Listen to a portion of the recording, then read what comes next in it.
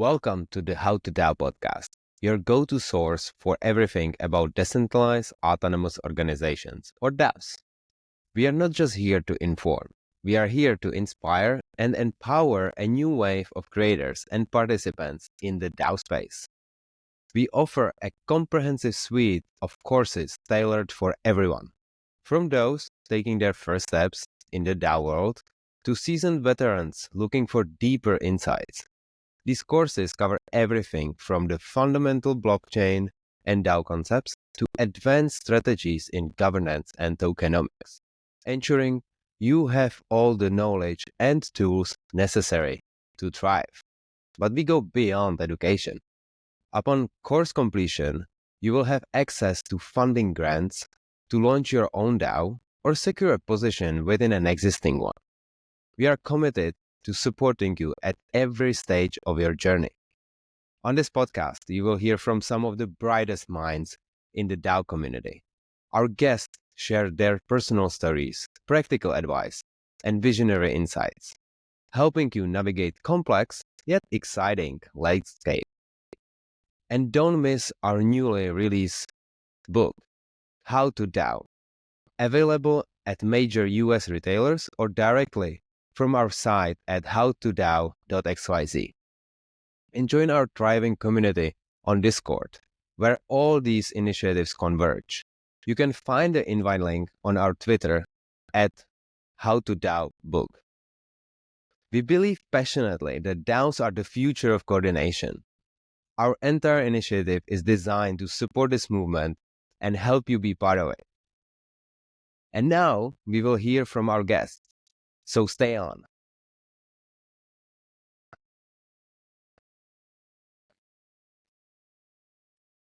Welcome everyone at our probably sixth live stream. Today we have Yacob here. Yacob is a founder and also contributor to How to DAO book. He founded Panda DAO, which supports African founders and empower the next generation of innovators. Yacob started his journey in Washington, D.C., where he studied, and then moved to New York as an investment banker. So it's a very rich journey. Welcome, Yacob, on our podcast. Hi, thank you. Yacob, I think the first question which I'm wondering is how you got from investment banker, which I believe it's pretty nice, cozy career, to founding a DAO and, start supporting the African ecosystem. What was the aha moment for you back then? Yeah. So I did investment banking in New York, in Atlanta, and I don't know if there was not a direct correlation of an aha moment for like a DAO in Africa. It was more so I'm African, so my background is Eritrean. I was born and raised in the States. I was born and raised in Washington, D.C., Northern Virginia area. And I had an opportunity to move to Johannesburg in 2014, so almost a decade ago, actually. And that opportunity was to build an accelerator, help entrepreneurs raise money, go build companies, hire people, create jobs, hopefully provide for their communities, create some value-added services, but in the meantime as well, also build a company that's highly lucrative and attract more investors. Hopefully that can create more opportunities for other people to do the same, solve other problems in their communities. That was, I don't know if that's like a specific mission. That was an objective, I would say. And from there, I moved to Mauritius. We were working on, so the accelerator is called African Leadership Ventures. And from there, we moved to Mauritius to raise money for a university called African Leadership University. And I worked on that project, got to work with kids, got to see all of it develop. It was really, really cool actually. And some of them graduated. And one of my favorite stories is one of the students graduated, started a startup, and then hired through my startup, Parity Talent. So that's really cool. Yeah. So I'll tell about his name is Joseph. But Nice. anyways, sorry. I No, eventually it's found my way this to is Kenya. this is cool. Well, I think this is cool story. And I think it's worth to kind of stop here a little bit. It's this kind of life cycle in a sense. You provide to your Yeah. community, and then the community provide back to you. So actually, last Thursday we had Matilda from Gitcoin here on the podcast, and like for the listeners, like you should also check that stream. But like how Gitcoin works is basically they are getting money from like donors to fund some new open source projects, and some of the like biggest kind of donors for those like matching funds are actually companies which they founded very early. So it's like Uniswap, Optimism, those like big Web3 companies, which like at the beginning when Gitcoin started, those were super tiny. And like those funds help them to grow. And now they're helping the ecosystem. So I think this is super cool. Also, like this actually happened before the Web3 part of your journey, correct? Like it was like Yeah, Web3 just in the came startup much ecosystem. later. Yeah, Oh yeah. So like it's nice that like the startup, like just the ecosystem itself kind of support each other. So I really like this kind of stories where like people like kind of giving and then receiving eventually, even though they might not have expected. There is not like clear correlation, but it just worked out for everyone. So yeah. yeah. So I sorry to mean, pause you this there. by no, I mean that was like very unexpected. I mean, Joseph is a student. I mean, he was a very entrepreneurial student. To be fair, I'm not surprised by any of his success. He would even be an interesting person to turn into a Web3 company. His company is called Rousey. They collect data and they use a community like crowdsource way of collecting data. But if you think about Web3 and loyalty and having a stake in the platform that you're building and the value that it creates, his company is actually very well suited for it. But anyways, to get to how Pando DAO started, I'm the founder of Parity. Parity is an AI employment marketplace. What we do is we have a community and they go out and they source jobs, and there's about 15,000 of them, highly networked people, some of them professional recruiters, just some of them everyday people that have jobs and know a lot of people. And then we have about 60 or a little bit under 60,000 vetted candidates. And in that community, we use a bounty system. And that bounty is how we get our community to source candidates for any job. So anytime a company hires from us. Anyways, me starting that company is how Pando DAO started, is because there was no Africa is a very decentralized tech ecosystem. Not even to be funny and play on words, but it's more in the sense that in the States you had high density in San Francisco, and then you have New York, you have Austin a little bit, but like it's SF. Like SF is that's the powerhouse. Miami had a really strong run during COVID. I'm not sure how much of the VC ecosystem is there at this point now, but if you look at Africa, you have Lagos, you have Nairobi, you have Cairo, you have Cape Town, you have Joburg. You have all these different cities, Kigali, you have all these different places, Addis. Like there's so many small hubs. If you add us all up, it's not that bad if you think about the age of the ecosystem. It's actually pretty low. If you think about, I'd say the tech ecosystem in Africa is like 10 years old, maybe 12. Like there's people that outdate that are the reason that the stuff happened. Like Ori or Ken from Cellulon. Like these are people that predate that. But I would say for a common era to call it, I would say it's been like a 10-year run. And it's accomplished a lot in that point, but it's spread out. So when things are spread out, you don't have information that's getting transferred quickly enough. So if that doesn't happen, people make stupid mistakes. I think that's just the reality of being a founder. So if you're not like SF, if you're all at the same coffee shop or if you're bumping into your friend, they're gonna talk. Whenever I'm in SF, this happens all the time. Like I'll just go to someone's house. It might be a hacker house. Just sit there, you hang out. Somebody will be like, I really messed up on this thing, but then I learned, and then like we developed it this way, and like look at this new innovation that I've solved for it, streamline all these other solutions. And that flywheel, that the density in that information and how fast it's getting circulated versus when it's spread out across the largest continent in the world, we're bound to repeat very avoidable mistakes. And then there's also the added layer of we have very unique borders in the sense that it might be one big continent, but there's so many different like local jurisdictions. Shoot. Is everything okay? I'm seeing trying to reconnect. Okay. Now you are back. So you just said that, like, the largest continent, and how it's spread out. Maybe just one point there. Like, I used to live in New York, now I live in San Francisco.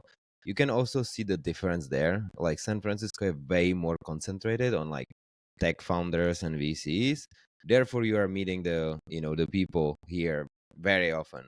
Like in New York, because It's, there is so every industry, you don't meet it that much. It's just like too many yeah. things are going on there. And tech is not like, to be fair, dude. I lived in New York. I've not lived in SF, but I've spent a month or longer in SF at least 3 times. Like I've spent at least a month and a half there 3 times, right? I don't know what it's like living there, but I can tell you this, my time there versus like the time that I've spent in New York, man, it's not even comparable. Like, tech is not that big of a deal in New York. No one cares about tech. Like that's, if you want to be honest, like they don't care because they have fashion, they have sports, they have they're the center of the financial world. It's they think about tech, but it is like it is a vertical. It is not the main thing. In San Francisco, it is the main thing. So when it's the main thing, it's just like going where if you played football, like international football, not American football, but if you play in whatever sport, honestly, wherever the best people are, if you just go sit and hang out with them, if that's like the number one thing everyone talks about, that's what everyone does, you're going to get better. You're just going to get better. It's no way you don't, unless there's something that's prohibitive about yourself, which that's different. But we didn't have that. So Pando DAO was like, how do we try to get a network of founders that are all venture backed? So the reason why it was all about being venture backed was, and being seed stage was, because that's the second highest fail rate, right? It's pre-seed is like most people die. Like that's like 99% of everybody dies there. And then if you somehow raise $1 million, then you go into the second bucket where like 90% of you die. You just go from like 99% of you dying to 90% of you dying. But here's the kicker. The ones that like the 10% that make it from C to Series a lot of it, in my opinion, is actually like they learned faster than other people, and they just didn't run out of runway before they kept making mistakes and didn't get to door number 3. So the more like the shorter you can make that feedback loop, the better. So if you have a DAO, but you have a geographical oddity where you're like, yo, but you have people like you can fit multiple countries, so many large countries inside of Africa, right? Like you can put China, you can put England, you can put America, all inside of Africa. So if you think about how spread out we are, and there's also localities that no, that's a unique thing. You have to understand how to operate there. But the general sense of running a startup, even that shit, just like being able to like launch your meetings effectively based on these KPIs. If you run this marketplace business, you should be like, hey man, generally speaking, I'm looking at this take rate, and on Mondays I'm doing this and da da da. How did you figure that out? Well, like all these bad things happened to me, and I'm going to give that information to you. And like I see that in SF so often. It's like you get so much ridiculous insight by being like, when I know I have good friends there, so yes, I have a certain level of access to people that are really insightful. But it's actually, in my opinion, they're very ready to give it to you. People in SF, because they got their ass kicked to figure that shit out. This is the unique thing. The person that got their ass handed to them figuring this thing out is very comfortable telling you, and they want to tell you because they're like, look, I hope that you don't have to experience this that way. So that was the initiative that started Pando DAO. From that, I mean, we've had a lot of like sub communities that have come out of that. We have a group that went to Zanzibar, and it's a collection of us that are from Pando. There are people that are like YC backed founders. My friend Daniel did a really good job of bringing that together. He is in Pando, and so is Benji. And in those groups, in the smaller pockets, we start to get a little bit of that SF insight, where people be like, "Oh, how did you design your ESOP agreement? Did you account for this? Like, hey, be mindful. You're going to have this huge legal fee that's going to come." Like stuff like that is so critical. Getting a lawyer fee that's 30, 40K, 50K or whatever. Like that could, when you're raising money or if you don't have the right incorporation, all these things that could just really trip you up. And it's not like your VCs are gonna know all of that and just have that right there in front of you. And it's usually like too late. Like there's a lot of, and you're negotiating with multiple ones. Like you having a repository, but you kind of have that in SF. For us, in our ecosystems, since they're so like spread out, they're gonna all have it at some point. But it's like, man, that's just gonna be a long ass time. Like, how about we try to connect us much faster? So if someone in Lagos figures out, hey, FinTech works really, really well here. Here's what I realized. Da, da, da. Here's also how I learned how to deal with regulators, how you have your documents ready in time. Like multiple of my friends that, are in regulated spaces, this the amount of pain and suffering that you go through as a founder of like trying to get approval from the central bank and all that. I'm not saying anything bad about them. It's just this is their system and this is their process and you are learning it and you're trying to get approved when you're trying to get access to a market that has like 100 million people. Like that's really important, right? Like you need that, and someone being able to pull you aside and be like, hey, let me just give you a rundown of how this is going to go. Also, like here's how they like their documents ready. Here's what you're going to have to make sure you have back up to this, and like expect this to take this long to get reviewed. And then once it gets to this point, it's pretty much going to go quiet, and then you'll get a random message. And then when you get that message, then you need to be ready to have interviews. Da, da, da, da, da. Like that's a lot of stuff that you don't want to learn the hard way, right? You don't want to learn the hard way how to get a central bank license. Like that sucks, man. That really sucks. And those kind of mistakes also are company killers, right? Like that's how Pando came about, and is because so many founders we'd all kind of talk about that stuff, and it was Yeah, you no, don't and have that many you are chances to fail. so, and you are so right. So I used to work with in fintech with central banks, and like the first time was super hard to get like the approvals and so on. But when you figured that out, like the second time, you already know what you need to provide. You already know what you need to say, who to talk to, and it's like from like a year negotiation, it gets it into like a month. Just like get Exactly. all the approvals. Like Think, they kind of, yo, think about that. Think about how much money you would have paid if you were a startup. If someone could have gave you a crystal ball, because you know the pain, like you know what that's like. If someone said, "Hey, this could be 12 months of like eating glass, or it could be 1 month or 2 months tops, and it would be like not this an unpleasant process." What? Like all I got to do is be a part of this DAO. Like, yeah, fuck yes, I want that. Like, I need that information. And we want to give it to you. Why? Because the more you succeed, this creates more validation for the ecosystem. And then it creates, like, for us, which is an important thing being in Africa, is that there's a lot of talent in Africa. There's a lot of talent outside of Africa. More success that we have in Africa is going to get more of the African diaspora to move back, which is really important to build really powerful and like global businesses. You need to be able to have a strong selling point for talent to come. So yeah, we need startups to succeed here, and it is in all of our best interest to do this.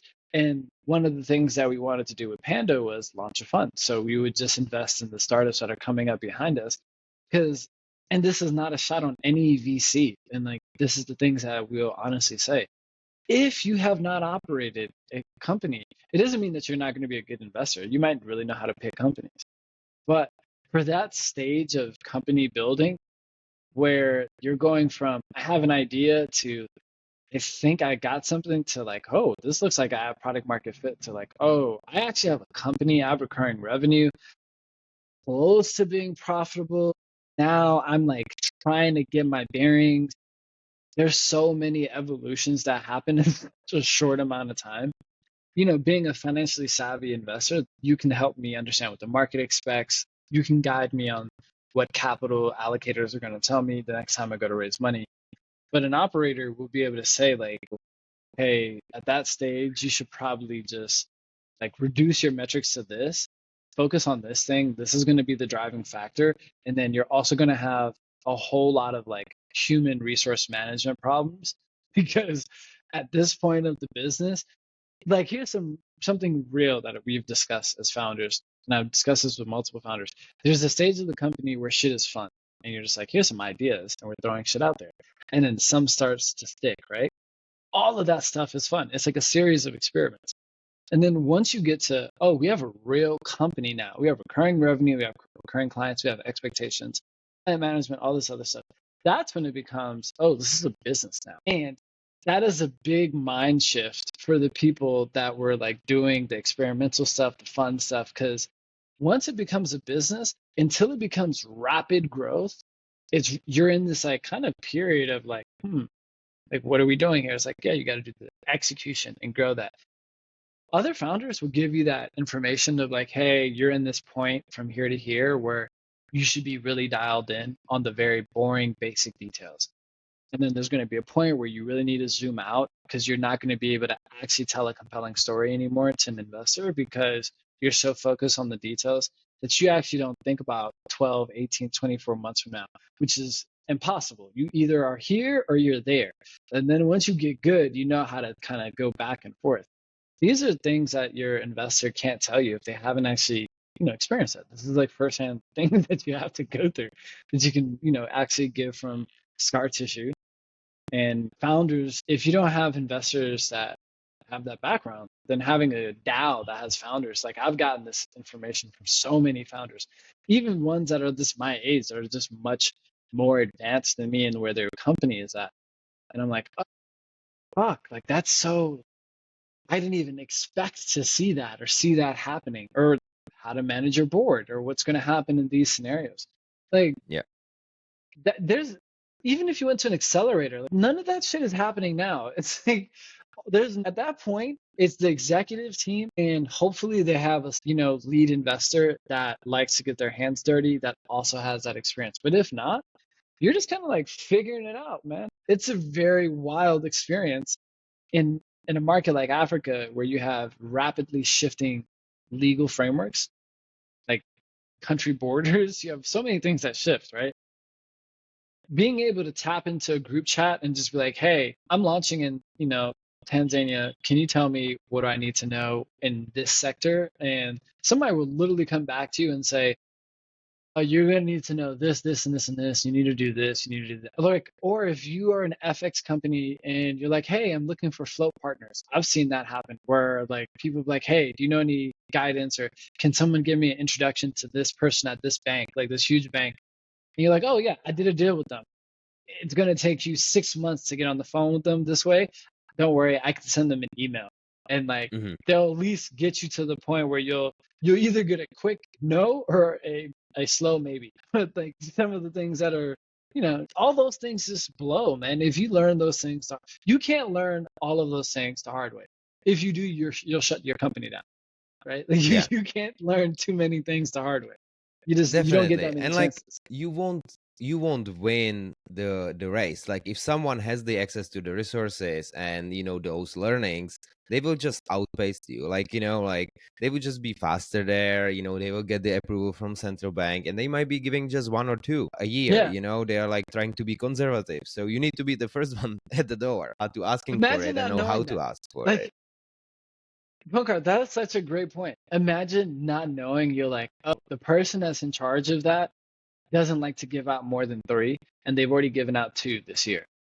That means you're like, wait, you have to go back to your financial model, your KPIs. You're like, I thought we were going to get approval here, launch here, private beta here, have paying customers here. You're like, oh no, I have to move that now by how many more months until this happens? Like, that is a devastating firsthand mistake that can happen to you. And if you don't have access to these networks and to these people, ooh, like that is a gut punch. When those things, we all expect to fail. Like that's what the statistics say. But when you like, or they expect us to fail. Like that's why it's such a surprise when you succeed as a venture startup. It's like, oh, this is not supposed to happen. Yeah, I mean, if you look at the odds, like the odds are, because the Yeah, it's definition of against you. success is, yeah, the odds are to meeting the definitions of success of actually like returning a fund or having a those odds. I'm not talking about any other definition of success. That is obscure. It's like being a professional athlete. Yeah. You're very close to those numbers. So my question here, it's like, like in San Francisco, I feel like there is just this vibe like of people like sharing their stories, and like, they are kind of open of what they are building. They are not very secretive, like, they don't care too much like IP stuff and like that. In New York, they are usually being more secretive. They just feel like that, they need to protect their ideas, even though probably another 100 people have the same idea anyway. How you incentivize kind of this like knowledge sharing in the Panda DAO? Like, is it like natural, or is it like there is some like financial incentives actually to share those type of information? Well, I'd say it's more natural. I mean, you get tokens. The way we designed the DAO is, good behavior gets rewarded with tokens. So there's a governance committee, and they'll be like, hey, this person provided a workshop for all the founders and gave them like a how to or to relocate, headquarters from here to here, who you're going to talk to, how much it's going to cost, like the taxes you're going to have to pay out for this, making sure you're, on board with all the legal requirements, etc. If someone did something like that, you'd give them, some tokens out of the Pando DAO, and the value of the tokens would be pretty much the returns of the fund. So having a fund, if those companies actually yield back cash, that cash goes into that Pando DAO bank account. The tokens that we issue are backed, effectively by the value that we're creating in that ecosystem. Hopefully, more things. That's how we would word it. But that's mechanistically how I'd answer your question. Realistically, no, that shit doesn't matter. Like, people actually just do it. Like, no one. I mean, people in Africa are weary sometimes because trust it can vary from market to market. But in the founder community, yeah, man, people will be open and they'll help you if they can. I mean, sometimes people are just going through shit. Like, you're a human being. Like, you have life. You're running a startup. Sometimes you just don't have the capacity to be like, hey, here, let me help you. You just don't have it. But I would say, in what I've seen from the African founders, and it doesn't have to just be limited to Pando DAO. I would say in the African founders, yeah, they're open to talk. They want to talk. They're trying to figure it out. Like, everybody's trying to solve problems. Like, this is the world's largest workforce, and there is a net negative of like 8 million jobs every year. This is not enough jobs. So being an entrepreneur is not a Yeah. dream. It's almost a necessity. You want a job, you have to make it. Like, that's the level of like perseverance you have to have here. So it's super inspiring to be around all the entrepreneurs, and I think that's why we like to share and say, hey, this is what happened.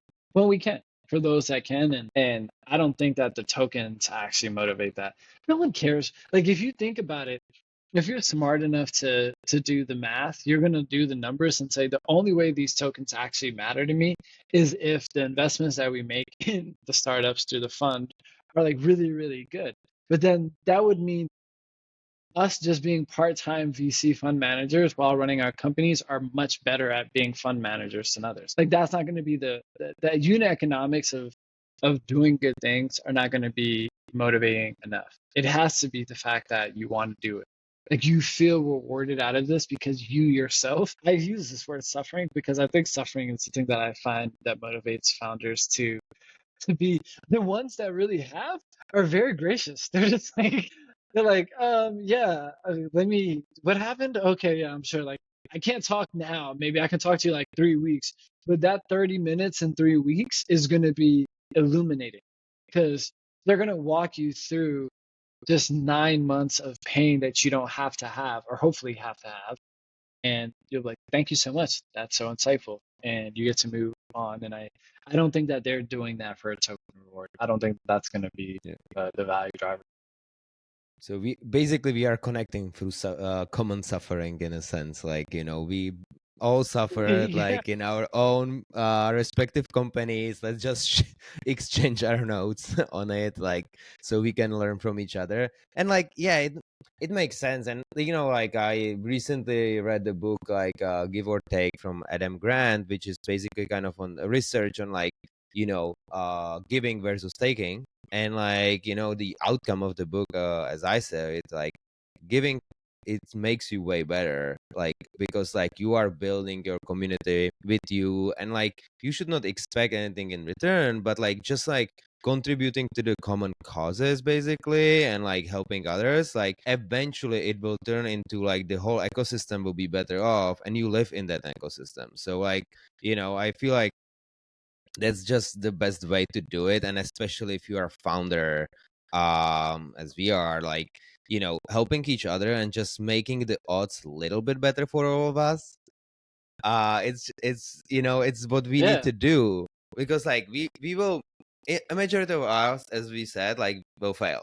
But if we can like help each other and like make the odds 1% better, like 2% better, that's a big deal. That's a big difference actually. So I really appreciate like anyone doing this like coordination around like, helping the ecosystem to grow, be more innovative, and so on. But like, tell me this, like, this can be a group chat kind of, like sharing, on Slack or something. Why you went with the DAO and the token? Like, what was kind of maybe like the two things like you were like, this will actually make it a little bit better or worse? Like, if you learn like it made it worse, like also share. Yeah, I mean, I think it did both. That's a good question. I'd say the upside of organization around a token does like everybody's done a group project, right? Like you've been a part of a group project at school. Not everybody does the same amount of work in the group project. Would you agree? Like there's someone that's like sleeping in the I corner. agree. I was usually just presenting. Okay, see, fair. There's always different people that play a different role, right? In any community that those kind of patterns always play out. So in the tech community in Africa, I don't think we should have just a general expectation that this is going to happen, right? It might over the course of like much longer time period, but if we want to shorten that time period, which I do, the reason why is because there's literally not enough jobs in Africa. So we need large scale companies that are homegrown. It's not going to come from like multinationals that are coming in, like kind of testing it out. It's going to be from people that actually build businesses here. So VC-backed companies have the potential to provide an outsized amount of wealth and jobs, etc. Like that's why they're so risky because they have such high reward. Like you can actually create a lot of value for the entire community, and the country, or the continent itself. If you think about, I mean, shoot, just think about the taxes. Like if you just had huge tech companies in Africa, just the taxes that they would pay alone to the African government would be enough to provide substantial budget relief, right? Like it'd be really, really powerful as an employer for many other reasons. But sorry, I actually just kind of like lost track of the. So basically, like, what you are saying, like I asked you, like, why DAO? Like you are saying, like Oh, the why do we token bring it to now? base. Yeah. So if you have all these people and they're all contributing different ways to the project, eventually people are going to burn out, right? Like there's all these important things because we're trying to shorten that time lane. That's why I was going down that path. But we're trying to shorten the time lane that we get to these returns, and having it in a token can show people like, hey, your efforts are being rewarded, even though we know you're not doing that. If you're doing it over the course of like 3, 4, 5 years, and the fund is making investments, and the strategy behind the fund was founders ourselves will never be good VCs, but we'll be really good at picking like the people that are going to be good founders, right? Like we'll have a much better eye for that than we think VCs will. But actually helping them become successful over that time, like an operator, someone that's actually on that side is going to do it. We're running our companies. We can't do that. But that pretty much makes us a feeder for any larger VC fund, right? Like we're not really competing. We're never going to try to be that big VC fund. We're almost like creating a Y Combinator for Africa because we're saying we're going to go ahead and launch a fund that's pretty much writing 25K, 50K, 100K type checks, right? And those founders are going to build companies that we think are going to end up being invested in by all these different people. The people within Pando are going to help those companies become successful. So they were going to do it anyways. they're going to tell you this is how you get central bank access. This is how you make sure you file your taxes on time. This is how you launch into a new market, how you get your HR policies in place. So that person that's going to do that anyways is now doing that for startups that the DAO invested in, and they're going to have a higher likelihood of success, which is going to generate a higher return for the overall DAO. That person should get tokens for that shit. Like, that's important because they're going to do it, because just like any other group project, there's always that one person or two people or whatever it is that do way more than others do. It's not to be like others shouldn't get anything, because their existence in and of itself is good for the ecosystem. And I'm sure they'll take a call every now and then, but they're not going to organize an ESOP agreement workshop, right? They're not going to do that.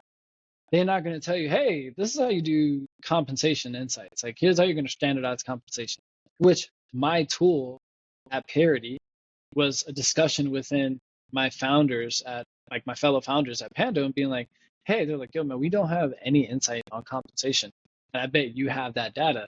And Parity Talent had a decent amount. So I was like, you know what, let me talk to some of the founders. Let's see if we can launch something that actually will help us. And that ended up being, a real important thing. It's a gap in the market. It's something that my business is providing. And it made a lot more sense as their interests kind of was carried further. Like, hey, this is an issue. So that's a business outcome for myself. I've seen people do ESOP programs for themselves. I've seen people do float agreements, like talk about, hey, how do I do this? And if you're someone that even connects the dots like that, if you're like, Yacob, you should talk to Punkar about this one thing. Like, if you consistently are doing that, you should also be rewarded with tokens for being a connector. That's work. Like, you're thinking about it. You're like, oh, I know you need this. I'm going to write an email to so-and-so, see if they're open to have a conversation with you. Once I connect y'all, I'll let it go from there. That's a small thing, but man, those kind of things can open up a door that can change the trajectory of your company. And that's the value of having a token on it. Now, the downside to having a token and all that is, like, obvious, managing the actual token, getting everybody to, like, launch their token, their badge, and all the other stuff that goes along with the DAO. It's like, to me, I'm not a Web3 person. I'm not. Like, I wasn't like, let me just use the tools and all that. Like, I'm not a first mover on it. I now love it because of its utility. Like, it actually provides value. That's the most important thing. Like, that's what actually makes me the biggest advocate for Web3, is like, I was never, and I'm a tech nerdy dude, but I wasn't like, this is it. And now I see, and like, not now, I saw it much earlier, but like, by the time I remember working in banking in 2014 and someone buying Bitcoin and everybody in our bank being like, this dude's an idiot.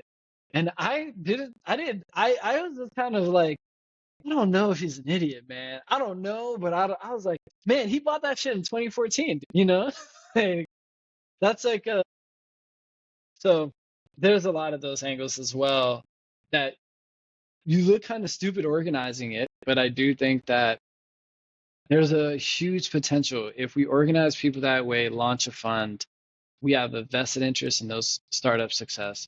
We're going to do it anyways. We're going to do it anyways. But if you organize it, it actually creates a lot more returns. And the returns, which you can do with whatever you like. You could take yours, cash out, or you could be like, you know what? Like, there's so many other founders here that if you just gave them like a 25K grant, they said, hey man, no strings attached, here's 25K. Hopefully you figure it out. Like, if you're raising venture money, like, hit us up. We have an Airtable of a whole bunch of people that we can connect you with. Now with AI, like, if I were to synthesize it down, putting that founder community into a DAO with AI now, it would allow us to scale our networks. Like, you could scale your networks in a way that everyone is able to benefit from it, not in like some very like, highly exchanged type of way or transactional way, but it's more of like, yo, I desperately want you to be successful. But now I have a vested interest in this process, and the returns of that could actually, pay it forward for the next generation that comes up underneath us. That's like the whole point of Pando is like for the next founder generation, and we'll see if Yeah. we can survive and make it there.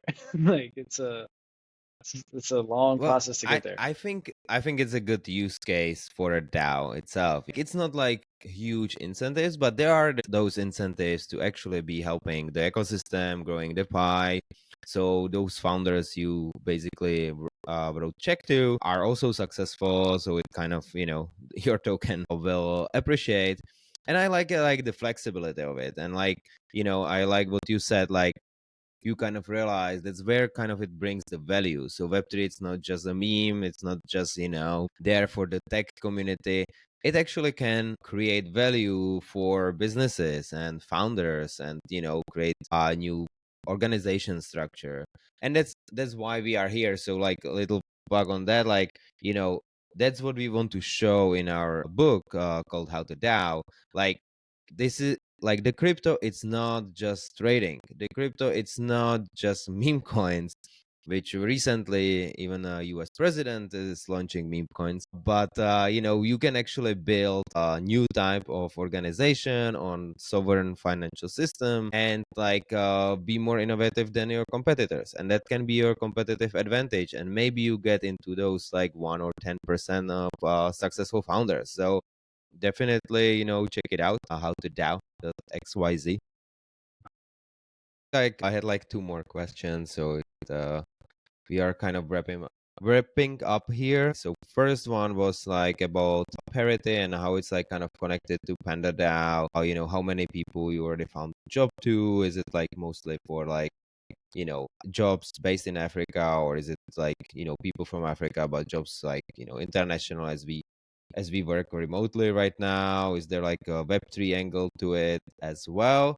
And then at the end, if you can say like where people can actually follow you and find you, that would be awesome. Yeah. So Parity in its relation to Pando DAO. So I am the co-founder of Parity and the co-founder of Pando DAO. To be in Pando DAO, you have to be a venture-backed founder. That's pretty much how Pando DAO got started. It was to be a community for venture-backed founders. So we have a better chance of surviving, I would say, using connectivity and knowledge share to support, yeah, like being there to support each other. What is Parity? Parity is a AI employment marketplace. It is global. So we have 70,000 people. About 14,000 of them are professional hunters, right? Like, so what they're doing is anytime an employer posts a job on Parity's website, it has a bounty associated with it. So our community is going out and making recommendations based on people they know, they've contacted that are interested in the role. And using AI, we built a like bespoke model that actually matches candidates' job descriptions to skills that we find from the people that are applying. And we're working on something right now, but I'll say that it will unlock a lot of financial services. And the way that it works with the community model is the whole thing is a community model, to be honest. Our community is how we get people jobs and turn those salaries into, spend and provide financial services for them. And we do that all through Parity. And yeah, we're going to be announcing some cool stuff about that pretty soon. I would Nice. say Looking forward to that. thank you. And yeah, you can find me on LinkedIn and Twitter. I think my Twitter name is just my name. And I'm not like a prolific person that tweets and stuff, so it might be boring to follow me. Well, I will anyway put your LinkedIn and Twitter in the show notes so people can find you. And like I like actually what you're doing with Parity because it's something which like How to DAO as a broader movement wants to do as well. So we apart from the book which we are publishing now, and we have actually a launch party on Wednesday in San Francisco, 5 p.m. House of Web3. If you want to join, and we also have courses, and we also have now like a job board integration. So like we are also want to like people read the book, get inspired, and get the job in crypto, which can be life changing for them, and just like creating more opportunities for people. So I think we are very aligned on that. So would love to stay connected and hopefully make some change in the world. Absolutely. Thank you for having me, man. And Congratulations on the book. Thank you, Yacob. Thank you for coming. It was very insightful. So thank you again. Cheers. Okay, you can stay on. Thanks for listening. We hope you are as excited about the DAO movement as we are. Don't forget to check out our courses, grab our book, and join our community on Discord. Until next time, let's build the future of DAOs together. You can find all the available resources at howtodao.xyz.